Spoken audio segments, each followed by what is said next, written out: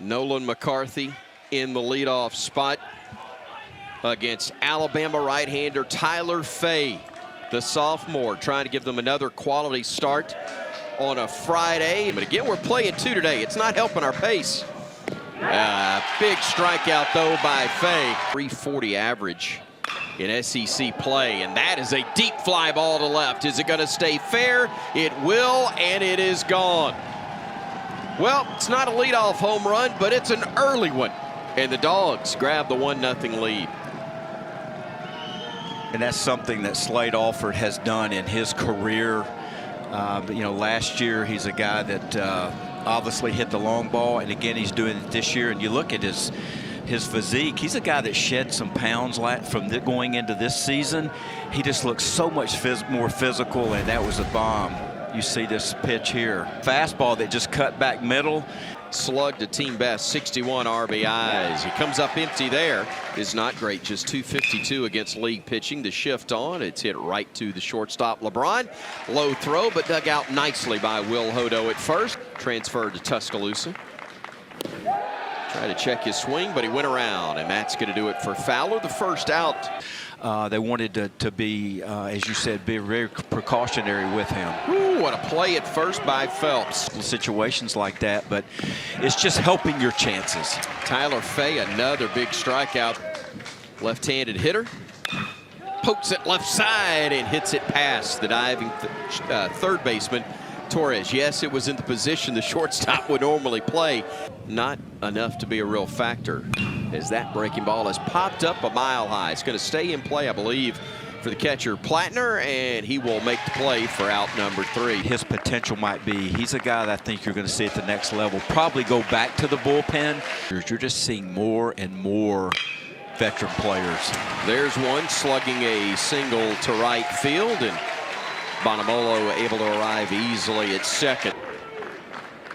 Boy, that is just coming back and throwing your best stuff in the case of Brian Curley. Which one you're going to try to swing at? They'll throw to second. They pick him off.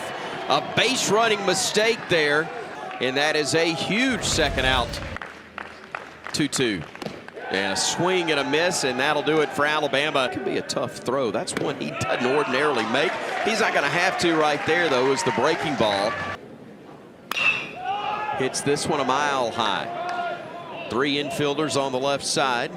LeBron, the shortstop, will call for it and make the play, and that's about a 4 or 5 pitch inning for Tyler Fay. And, you know, not only is that down a little low, but laid off of it. Here's the payoff.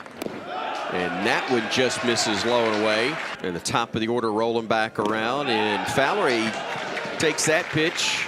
It hits the plate, and a wild one will put a man in scoring position for the Crimson Tide. That one nowhere close, and there's ball 4. And he misses with 4 straight after the really tough at bat from Plattner. Hard hit, but right to the third baseman, Alford. They'll go the short route, can't get it there, and the throw to first is late, and Bama's got a man at every bag, still with just 1 out. During the stretch. Line toward right, well hit, and that's going to get over the head of Brown into the wall. 1 run will score, 2 will score. Right behind him is LeBron. A 3-run double for Cade Snell, and Bama has taken a 3-1 lead. Boy, Alan, Justin LeBron could see that play in front of him. So that you can go a little deeper. It's an adjustment. Boy, he reared back and got a big one there. The 1-2. And he does go around there. Beautiful pitch, and Mizell knew it. And again, if you're a hitter and you don't take that pitch, Oppo, you're probably pulling it to the second baseman. Well hit in the bottom of the 8th, breaking a 5-5 tie, giving Bama the lead. And right fielder, he's homered once, hits a chopper that's going to get over the head of Torres and into left field for a base hit. And there's ball 4. Big hole on the left side with the shift on. He tried to go that way, and he does. Base hit, gets down to the corner. 2 runs are going to score. Digging for third will be Obi. He'll stop there. It's a 2-run double off the bat of Hunter. And the Dogs have tied it up now at 3-3. We talk about what they do with the long ball, but that's just a nice piece of hitting. Miss low and in, and that's the third walk of the inning. Instead, he misses down and in for ball 4. It's an RBI for Alford, his second of the day, his 57th of the year. And the Dogs have regained the lead. Hunter now at third, McCarthy at second with Alford at first. That one's hit a mile high, plenty deep enough, it should be anyway, to score Hunter from third. He will tag. The throw's going to come to third base, and that's good base running initially, I thought, on the part of McCarthy, but a bad throw by Torres keeps the Tide from doubling him up. By the way, Burnett an RBI on that sac fly, and this one's well hit to right center field. Going back and watching as this one sails into the Georgia bullpen is Bonamolo. It's a 3-run homer off the bat of Phelps, and the Bulldogs extend their lead on his 8th home run of the year. They now have a 8-3 advantage. Things flip quickly. A 7-run inning for the Dogs with only 1 out recorded so far by Alabama. Here's that pitch. He saw that pitch 3 pitches in a row. He fouled 2 off, and on the third one he stayed on it, and he's got the juice. But it is slowed a bunch, especially from the Bama side. And another well-hit ball, and the yard won't hold this one either. Same spot, even further, as Branch delivers home run number 12 on the year for him.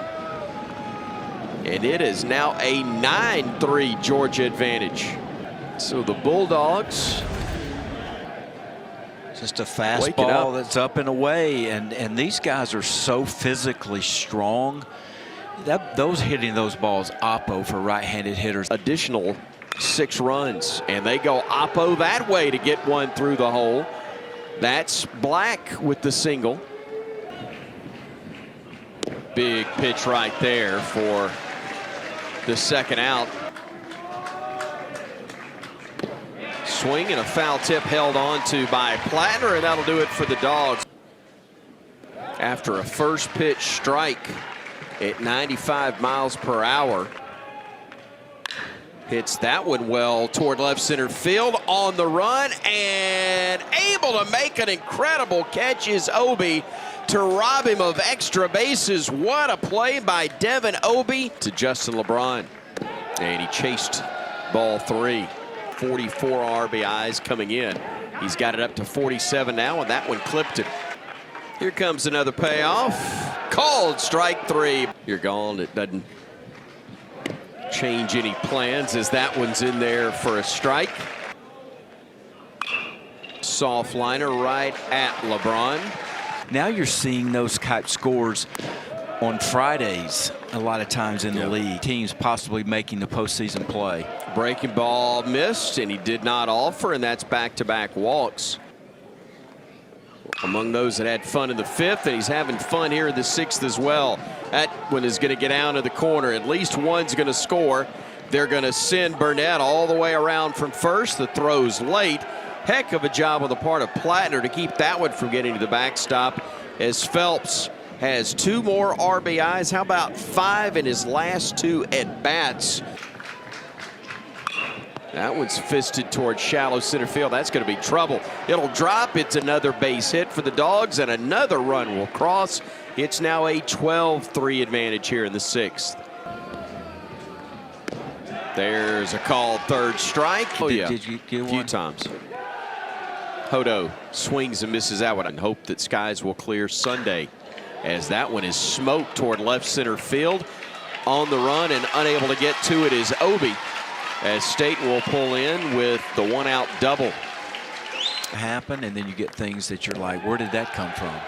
And Mizell is wondering that very same thing about the called third strike. Payoff is due to Torres, and it's way outside, ball 4. Rolled left side. That's going to be knocked down by the shortstop. And Anthony Papio, the third base coach, a great job of putting the stop sign up for Staten. Payoff pitch right down the heart of the plate for a called third strike. More enjoyable experience for the fans. There's a leadoff single from Cade Brown. Changed a lot from your playing days when you were at Bama. As start game 2 30 minutes later. That one's well hit, and that one's going to be fair, and that one's going to be way out, and in fact it's going to be over the bullpen. And for those that wanted it, there is a 14-3 advantage for Georgia. Talk about no doubt. That's 2 pitches in a row he didn't get fooled on. No, now he's got a homer that was probably, I'm guessing, 110 off the bat. But seeing where that landed, it's about as far as I've seen it. As Nolan McCarthy gets his first hit of the day, he had a walk and a run scored in the 5th, and he got a little greedy right there. And the 3rd walk of the day for Alford. At 323 with 17 homers, so he's... Bama had the shift on, but an error by Staten is going to allow men to be at 1st and 3rd. Loop towards center, that's going to drop in.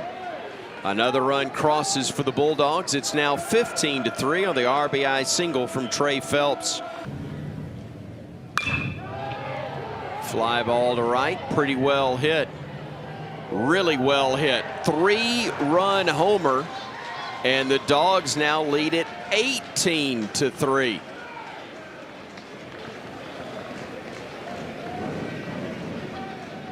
Colby Branch with the home run, his 2nd of the day.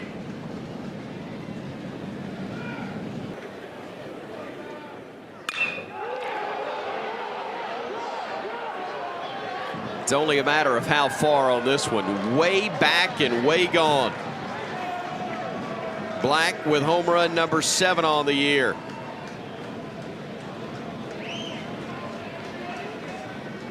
Bobby Alcock continues to labor. Again, Georgia's done this to a bunch of teams.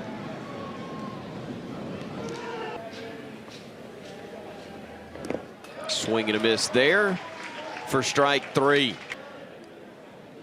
We got our horse going on the mound tonight. Let's go win a ball game. I mean, there's a lot of opportunities as a freshman, but I think they're extremely happy with the potential these guys can bring as they develop. Mile high pop up, and Adams able to make the play.